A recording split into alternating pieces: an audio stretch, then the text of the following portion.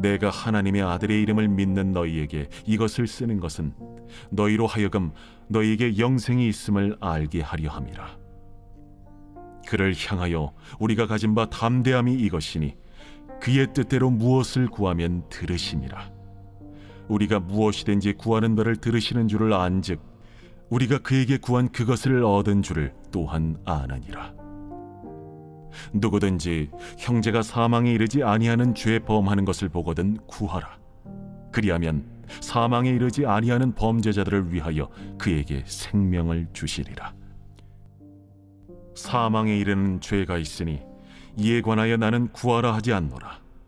모든 불의가 죄로 돼 사망에 이르지 아니하는 죄도 있도다. 하나님께로부터 난 자는 다 범죄하지 아니하는 줄을 우리가 아노라. 하나님께로부터 나신 자가 그를 지키심에 악한 자가 그를 만지지도 못하느니라. 또 아는 것은 우리는 하나님께 속하고 온 세상은 악한 자 안에 처한 것이며, 또 아는 것은 하나님의 아들이 이르러 우리에게 지각을 주사 우리로 참된 자를 알게 하신 것과, 또한 우리가 참된 자 곧 그의 아들 예수 그리스도 안에 있는 것이니 그는 참 하나님이시오 영생이시라. 자녀들아, 너희 자신을 지켜 우상에게서 멀리하라.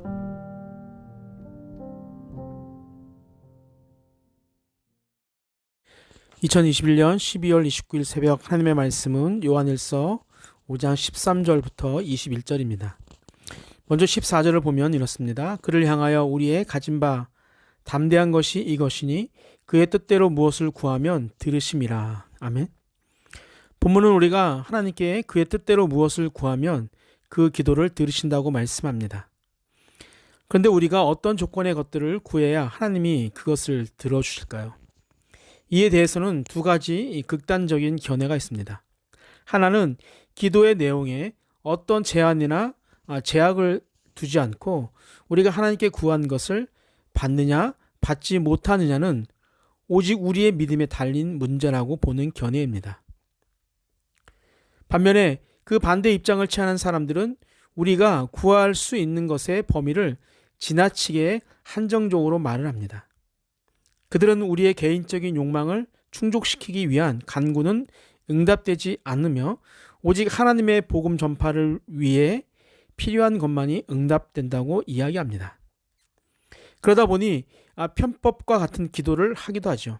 예를 들면 자녀가 공부를 잘하게 해달라고 기도할 경우 그냥 솔직히 내 아들 딸이 좋은 대학에 가는 것을 보고 싶으니 꼭 대학에 붙여주십시오라고 기도하지 않고 내 아들이 대학에 떨어지면 하나님의 영광을 가리는 결과가 되니 대학에 합격하게 해주세요라고 기도한다는 것이죠. 입시뿐만이 아니라 사업과 건강과 모든 면에 있어서 이런 해석상의 기술을 동원하게 됩니다. 그러나 양쪽 모두 좋은 태도는 아니라고 생각합니다. 본문은 그의 뜻대로라고 말씀합니다. 하나님의 뜻, 즉 다시 말해서 하나님이 원하시는 것들 가운데 복음 전파, 영혼 구원이 제1순위를 차지하는 것은 맞습니다. 그러나 그것이 전체 1순위는 없습니다. 하나님의 뜻 중에는 우리의 인간적인 행복도 반드시 포함되어 있습니다. 하나님 우리가 일하는 기계가 되기를 원하지 않으십니다. 우리가 하나님이 창조하신 자연과 가정과 사회, 이 모든 것들을 마음껏 누리며 인생을 살아가기를 원하고 계신다는 것이죠. 죄악된 것을 구하는 것이 아니라면 나를 사랑하시는 아버지께 솔직하게 나의 인간적인 소원들을 말하는 것이 잘못된 기도라고 말씀하지 않으신다는 것입니다. 다음은 죄에 관한 말씀입니다. 16절을 보면 이렇습니다. 누구든지 형제가 사망에 이르지 아니한 죄 범하는 것을 보거든 구하라. 그러면 사망에 이르지 아니하는 범죄자들을 위하여 저에게 생명을 주시리라. 사망에 이르는 죄가 있으니 이에 대하여 나는 구하라 하지 않노라. 아멘. 본문이 말하는 사망에 이르는 죄란 무엇일까요? 예수님의 십자가가 그 효력을 미치지 못하는 죄가 있다는 말일까요? 여기서 말하는 사망이 육체적 사망을 뜻하는 것은 아님이 확실합니다. 그가 말하는 것은 영생과 반대되는 영원한 죽음입니다. 터툴리안은 죄들을 두 가지로 분류했어요. 즉 용서받을 수 있는 약한 죄들과 용서가 불가능한 중한 죄들입니다. 전자에는 사람들 사이의 계약을 파괴하는 것 등이 포함된다고 한다면 후자에는 살인, 우상숭배, 간음, 신성모독, 그리고 그리스도를 부인하는 것과 같은 죄들이 포함됩니다. 터툴리안은 후자의 것들, 즉 중한 죄에 대해서는 그리스도께서 더 이상 변호를 해주지 않으실 거라고 말하고 있습니다. 하지만 이런 분류가 과연 성경적인 것일까요? 그렇지 않은 것 같습니다. 왜냐하면 신약의 어떤 구절도 어떤 죄들에 대해서는 예수님의 십자가의 효력이 제한을 받는다는 말을 하고 있지 않기 때문입니다.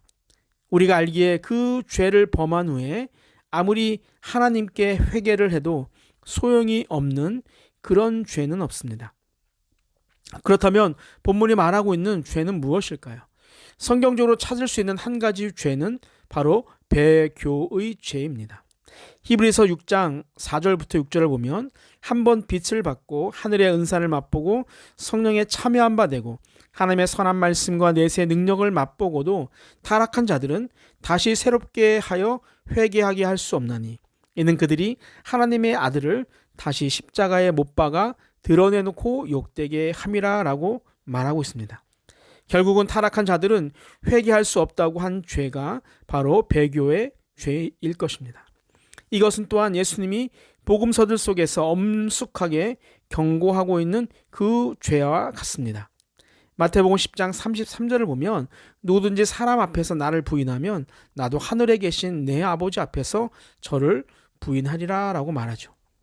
사랑하는 성도 여러분, 하나님은 사랑이 많으시니 마지막 회개를 하면 용서해 주실 거야 라는 그런 생각보다는 빛을 보고 은사를 맛보고 성령에 참여한 바 있는 우리가 하나님의 선한 말씀과 능력을 맛본 우리가 타락하지 않고 하나님이 말씀하신 계명들을 지키려고 노력하고 죄를 두려워하며 살아가는 것이 훨씬 더 현명한 삶인 것입니다. 하나님께 간구하고 주신 계명대로 살아가기 위해 힘쓰고 노력하는 저와 여러분이 되기를 주님의 이름으로 축복합니다. 아멘. 이제 얼마 남지 않은 2021년의 시간 앞에서 하나님이 올해 부어주신 사랑을 돌아보게 하시고 2022년도 주님의 사랑을 갈망하며 살아가게 하여 주옵소서. 육신의 질병들이 다 사라지게 하시고 영적인 아픔이 회복되게 하시고 사업과 직장과 가정의 문제들이 흰눈 녹듯이 녹아지게 하여 주옵소서. 2021년도 사랑으로 인도하신 감사하신 예수님의 이름으로 기도하옵나이다. 아멘. 우리 함께 기도할 제목이 있습니다. 첫 번째, 하나님이 허락해 주신 여러 가지 것들을 충분히 즐기며 살게 하여 주옵소서. 두 번째, 죄를 미워하는 자가 되어 죄를 짓는 일에서 멀어지게 하여 주옵소서.